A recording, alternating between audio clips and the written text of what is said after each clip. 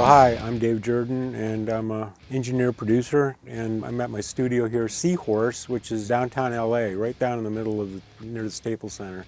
I started working here about a year ago with my partner, Jimmy Sloan. We have a company called Original Sonic Cowboys. We record the 24-track tape, overdub in Pro Tools, and then we mix back the tape. How I got started, believe it or not, was very early age. My father was a session musician and used to take me to sessions. The person I noticed that impressed me the most was the engineer, because he was the one that everybody deferred to. He was the one that was actually making the records. So I got interested in engineering at an early age. And my father, I played in bands at an early age too. I started playing in bands when I was in 9th grade in junior high school. He got me good microphones, stands, PA system. I always had good equipment, and he taught me how to solder XLR cables when I was 8 years old.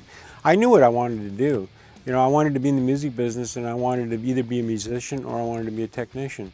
I played in bands until the early 70s, and then I built a studio with another guy and went to a recording school. This was about 1976 I got started. We got some good equipment in the studio. We got an MCI console, an MCI tape machine and board.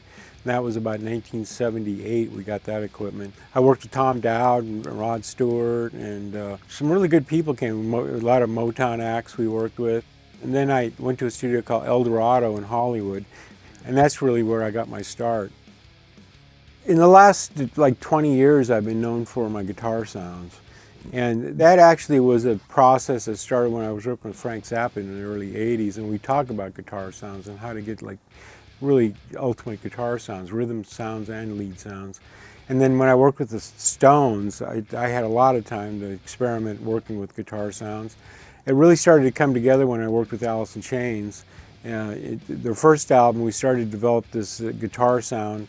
By the time I was doing Dirt, it was fully manifested, and I was using 3 amps for one sound. It was a combination. And I had amps built for this, and it was a really specialized thing I had going on. I've done a lot of interviews where people ask me about these sounds, how I got them, and I can explain it exactly. Still, it all comes down to your ears. You don't have to use 3 amps to get a guitar sound. The album I just finished with this band called The Shrine for Century Media, I used the KRK speakers to get the guitar sound. And I've always had this idea that everybody loves their home stereo and how it sounds, no matter how bad it is, because they're used to it. So my idea of a guitar sound was always the guitar was plugged directly into the speaker. So these Rockets here just have this great guitar tone to it. So I'm using it like a guitar amp, basically.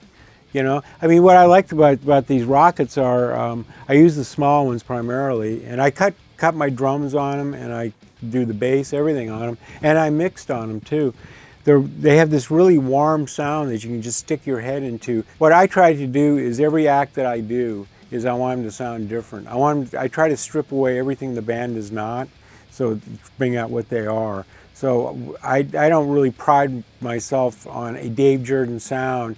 I pride myself more on, when you hear my records on the radio, you immediately identify them associated with only one band, not another band.